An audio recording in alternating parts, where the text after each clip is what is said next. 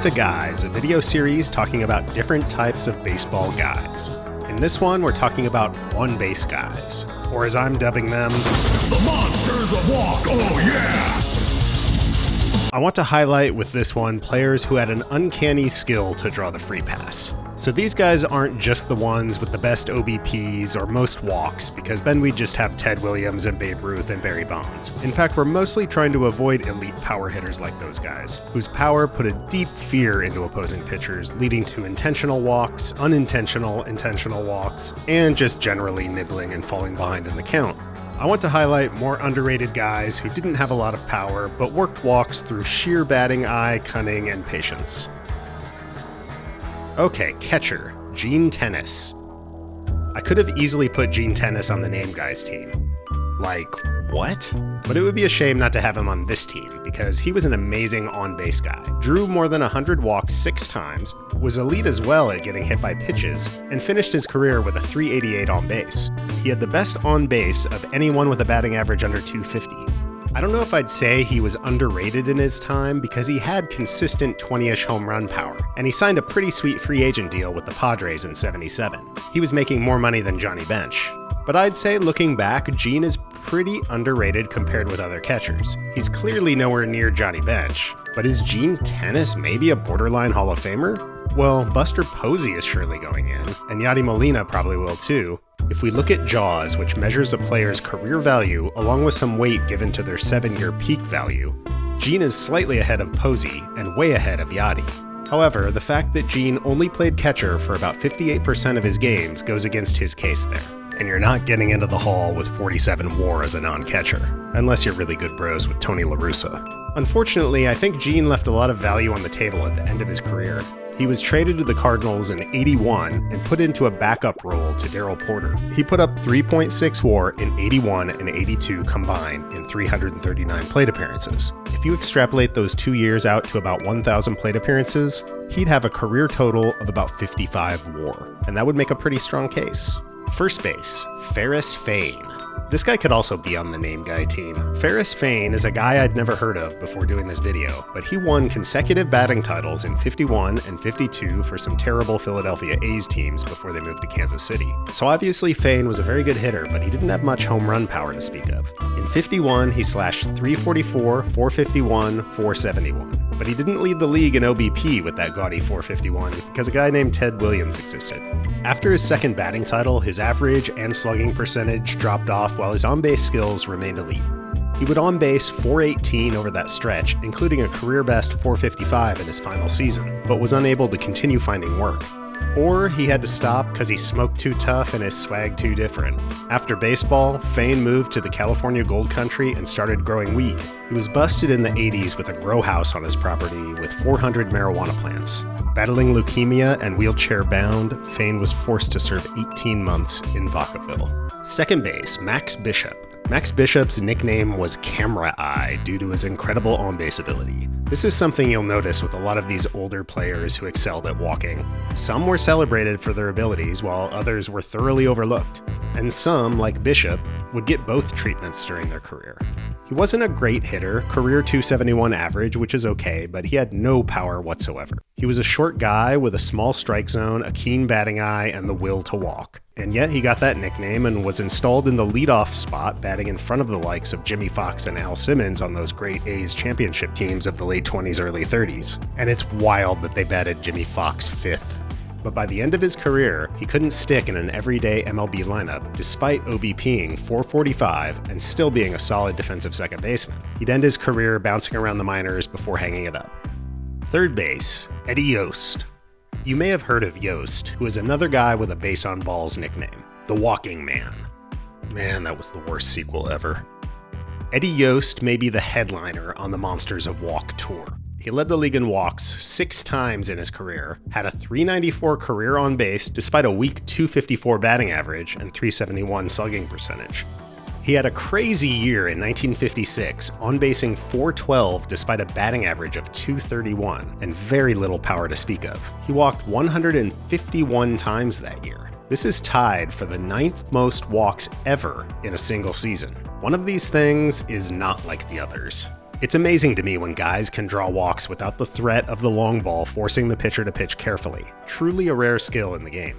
And Yost was celebrated for it in his time, batting leadoff and playing 18 years, accumulating the 11th most walks in baseball history. Yet it feels like this is the sort of guy that might have washed out of the league in the late 90s pre-Moneyball. His defensive metrics look pretty ugly. Seems like the sort of guy Billy Beane might have converted from third to first or DH, Hatterberg style. Shortstop, Eddie Yost. From Eddie Yost to Eddie Yost. This will be a confusing infield. This is another guy I hadn't heard of before this video, and he played on those same 1950s A's teams as Ferris Fain. Yost was a solid defensive shortstop who piled up more than 100 walks 6 times in his career, including 149 in 1949. Yost also had some pretty solid home run power for a shortstop. Left field, Mike Hargrove. Mike Hargrove might be the last player to be given a walk-centric, or in this case, walk-adjacent nickname, prior to Kevin Youkilis being dubbed the Greek god of walks in Moneyball. Depicted here in his squatty potty pose, I guess. Hargrove was called the human rain delay due to his deliberate batter's box routine between every pitch and his ability to foul off pitches and drag out counts, resulting in a lot of walks. Hargrove was a solid hitter too, putting up a very good career 290 average, but an excellent 396 on base, while having middling power ability. Center field, Rickey Henderson. Okay, here's the one superstar on this team. Rickey was obviously elite at a great many things, and drawing walks was one of them. Clearly, Rickey was a great hitter with pretty good power early in his career, but I want to talk about late career Rickey here, because I think he was somewhat underrated toward the end of his career. From 96 till his last season in 03, Rickey batted just .247 with very little power, yet still managed to on-base .388. And from 2000 to 2003, he hit a measly .228, but still on-base .364. Seriously impressive walking ability.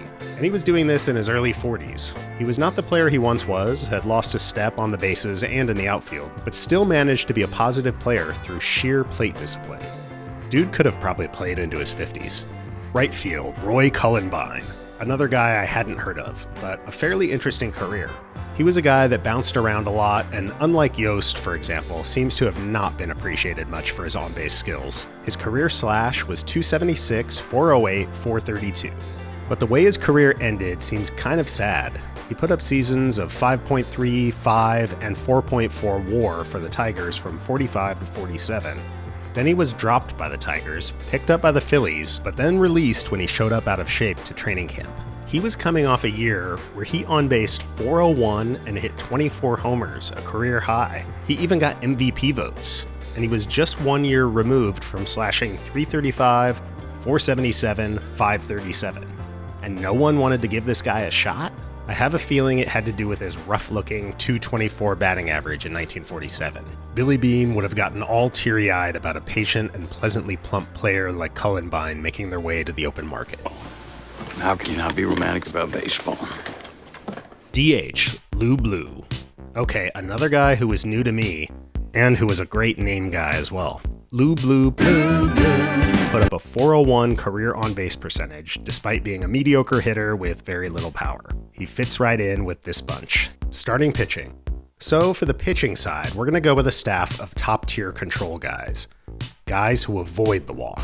And to keep this in line with how we did the batter portion, I think we ought to focus on elite control guys who also did not get a lot of strikeouts. So no one with more than 5 career strikeouts per 9. My ace is going to be Robin Roberts, a Hall of Famer who was one of the best pitchers of the 1950s, but who did it via extreme walk avoidance while only striking out 4.5 per 9. He walked a measly 1.7 per 9 innings. So when I first started working on the pitching part of this video, I did a stat head search for fewest career walks for pitchers with a minimum of 1,800 innings. I knew this was going to give me a bunch of 19th century guys because there were 7 balls for a walk back then. So yeah, you've got like the dude who invented the dang baseball glove. But then, as we scroll down, oh, what's this? Bob Tewksbury, the fewest walks of any pitcher in the live ball era with more than 1,800 innings. So Tewks is my number 2. After a rocky start to his career, Tewksbury finally established himself in his age 29 season with the Cardinals to become one of the best control pitchers in history, dropping his walk per 9 to under 1 in 1990. Then, over the course of 2 years in 92 and 93, he averaged .8 walks per nine. He didn't strike anybody out, but succeeded with his precision command and getting weak contact on balls in play. Then I'll take Red Lucas, who was a quality starter in the late 20s, early 30s, who was even more extreme in his pitch-to-contact approach. Lucas gave up a stingy 1.6 walks per nine in his career, but struck out a mere 2.1. But what makes Red Lucas interesting is that he ranks 11th all-time in pinch hits with 114. He put up a career batting line of 281, 340, 347. For my number 4 starter, I've got Carlos Silva. The Twins' rotations of that era were exceptional at avoiding walks. Honestly, I could make a whole rotation for this out of Silva, Brad Radke, Rick Reed, Eric Milton, and Johan Santana. Silva obviously didn't have the best career out of that bunch, but he does hold the single-season record for lowest walk per nine since 1881, 8 years before they changed walks to 4 balls instead of 7. That's insane. In 2005, Silva only issued a free pass 9 times. 9 times. And we'll round it out here with Fritz Peterson. This guy put up some really solid seasons during a rare Yankees playoff lull, getting dealt away just prior to their late 70s return to form, so he's not so well known. He led the league in walk per nine 5 consecutive years and finished with a career 1.7 per nine. But you do actually know him because he's one of the guys featured in a post that goes viral every now and again about the 2 Yankees pitchers who did a wife swap in the 70s. The switch? The switch. Can't be done. Now for the bullpen, I've got an easy decision for my closer, or should I say fireman, Dan Quisenberry. One of the more unusual closers, Quiz didn't strike anybody out, but with his submarine delivery and pinpoint control, he got weak contact, lots of ground balls, and never walked anyone. His 1.4 walk per nine ranks as the best ever for a relief pitcher with more than 500 career games. And just below that cutoff at 499 games, but half the innings of Quiz, is Edward Mujica, also at 1.4. I'll take him as a righty setup guy. Also, Dick Hall, a guy I've never heard of before, but who fits the profile. And for a lefty, I'll take Steve Howe. Then I'll take Matt Capps, who was another low walk rate reliever, who was picked up by the Twins, of course. This guy's middle name is Dickus. Come on, dude. And I'll keep the name guy vibe here going in this pen by adding Earl Yingling, pictured here in the most unnerving baseball card ever printed. But it is an elite name, so I can see why Target decided to put it out there. And he did have one very elite walk avoidance season. Okay, gonna fill out the bench real quick here with Johnny Pesky of pole fame, Jack Clark, mainly thinking about his late career renaissance as an elite walk guy. Clark was a great slugger through his age 30 season who was a solid on-base guy at 363, but from 87 to the end of his career in 92, he OBP'd 405 and led the league in walks 3 times. And mentioned him earlier, but gotta add the Greek god of walks. Then I also gotta add Eddie Stanky, who I talked about in the Name Guys episode, also an elite walk guy. Then Harland Clift, another weird name guy, and more of the same.